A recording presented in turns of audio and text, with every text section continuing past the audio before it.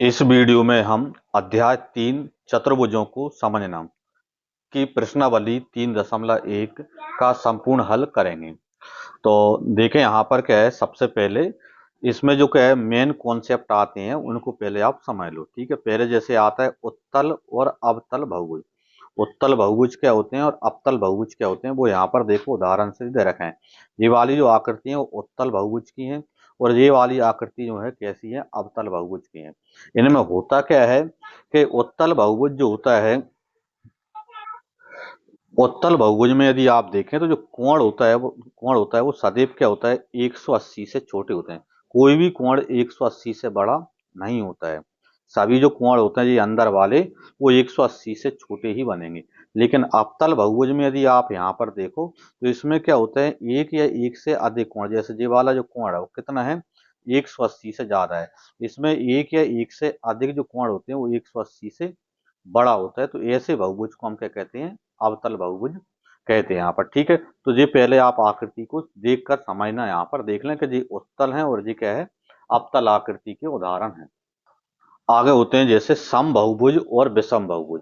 ठीक है, तो सम बहुभुज यानी ऐसे बहुभुज होते हैं जिसकी सभी भुजाएं कैसी होती हैं, समान होती हैं।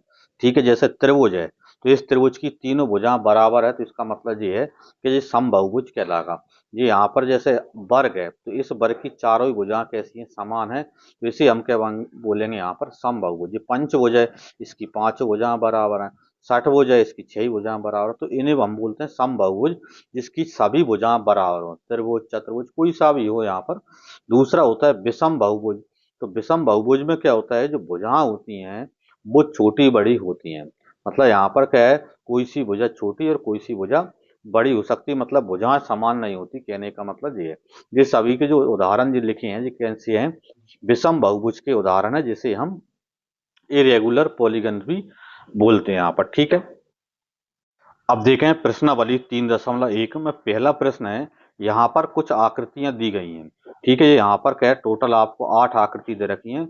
उन 8 आकृतियों में आपको यहाँ पर बताना है, प्रत्येक का वर्गीकरण करना है कैसा। जैसे इन इन 8 में से साधारण वक्र कौन सी है वो आपको छांटना है। इन 8 में साधारण बंद वक्र कौन सी है वो छांटना है। बहुभुज कौन सी है वो छांटना है। उत्तल बहुभुज कौन सी है इनमें से बोला अलग करना है, और अवतल बहुभुज कौन सी है वो इनके सामने रखना है आपको। ठीक है, देखें तो पहला है साधारण वक्र। तो इन आकृतियों में से आपको देखना है कि इनमें से साधारण वक्र कौन से हैं। देखो ये तीसरा वाला साधारण वक्र नहीं है क्योंकि ये वृत्त बन रहा है, गोल बन रहा है। ठीक है, और दूसरा यहाँ पर जो 7वां नंबर का है ये भी वक्र नहीं है, क्योंकि इसको भी अपन देखें तो क्या है, सर्कल, हाफ सर्कल यहाँ पर बना हुआ है, इसमें 2 सर्कल बने हुए हैं, तो यहाँ पर तीसरा 7वां और 8वां ये वक्र नहीं है, मतलब बाकी वक्र हैं। यानी कि जो पहला वाला यहाँ पर आकृति है वो वक्र है, दूसरी वाली आकृति ये भी कैसी है, वक्र है। ये ठीक है, दूसरा यहाँ पर इसके बाद 5वें नंबर की जो आकृति है वो भी कैसी है, वक्र है, और 6वें नंबर की जो आकृति है वो भी कैसी है, वक्र है यहाँ पर। ठीक है, 1 2 5 6, ठीक है, और दूसरा यहाँ पर क्या है, 7 है। ठीक है, 7 नंबर भी कैसी है यहाँ पर, वक्र है। ठीक है, तो ये चारों यहाँ पर क्या है, 1 2 3 4 5, जो 5 आकृति हम देखें तो ये वक्र है। ठीक है, पहली वक्र है यहाँ पर, दूसरी वक्र है, ये वृत्त है इसलिए अपन इसको वक्र नहीं बोल सकते। इसको वक्र इसलिए नहीं बोल रहा है कि यहाँ पर एक दूसरे के अंदर से ये रेखा जा रही है। ठीक है, 5वीं वक्र है, 6वीं वक्र है, और 7वीं क्या है, वक्र है, क्योंकि इसमें भी रेखा है।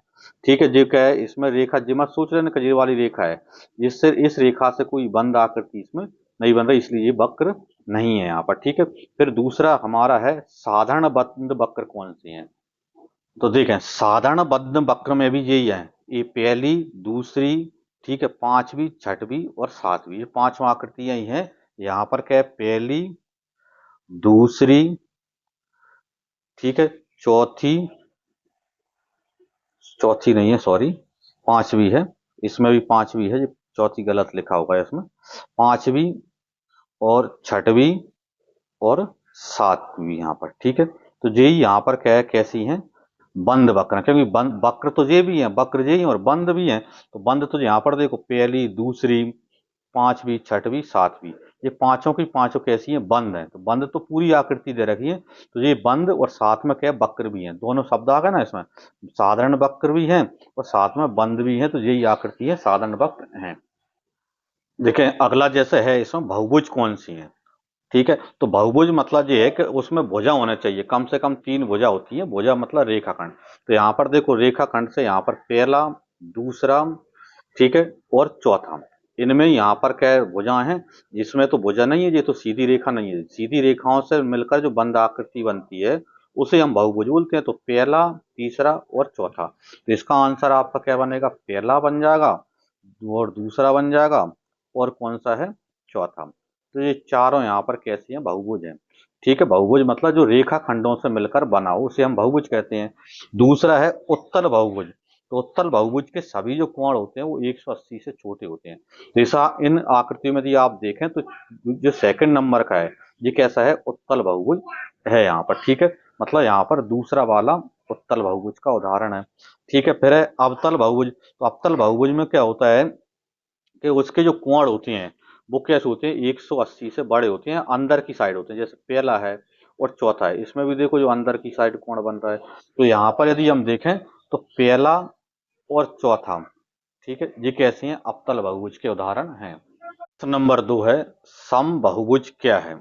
एक समबाहुभुज का नाम बताइए जिसमें 3 भुजाएं, 4 भुजाएं, 6 भुजाएं हों। ठीक है, ऐसे 3 भुजाओं वाला समबाहुभुज क्या है, 4 भुजाओं वाला समबाहुभुज क्या है और 6 भुजाओं वाला समबाहुभुज क्या है, ये बताना है और समबाहुभुज की आपको परिभाषा देना है। देखिए तो पहले तो समबाहुभुज की परिभाषा जी आप नोट कर लें। जिस बहुभुज की सभी भुजाएं समान तथा आंतरिक कोण बराबर होते हैं उसे समबाहुभुज कहते हैं। सभी भुजाएं कैसी हो? समान हो और आंतरिक कोण कैसे हो? आपस में बराबर हो, उसे हम समबाहुभुज कहते हैं। अब उसमें दूसरा हमसे पूछा था जिस बहुभुज में 3 भुजाएं होती हैं वो ऐसी बहुभुज का नाम, तो समबाहु त्रिभुज लिख सकते हो आप। 4 भुजाएं वाला तो 4 भुजाओं वाला वर्ग होता है जिसकी चारों भुजाएं बराबर होती हैं और चारों कोण भी बराबर होते हैं। 6 भुजाएं हैं तो 6 भुजाओं वाला होता है समषड्भुज। ठीक है, 6 भुजाओं वाला समषड्भुज। तो ये अपनी इस प्रकार प्रश्नावली 3.1 कंप्लीट हो जाती है।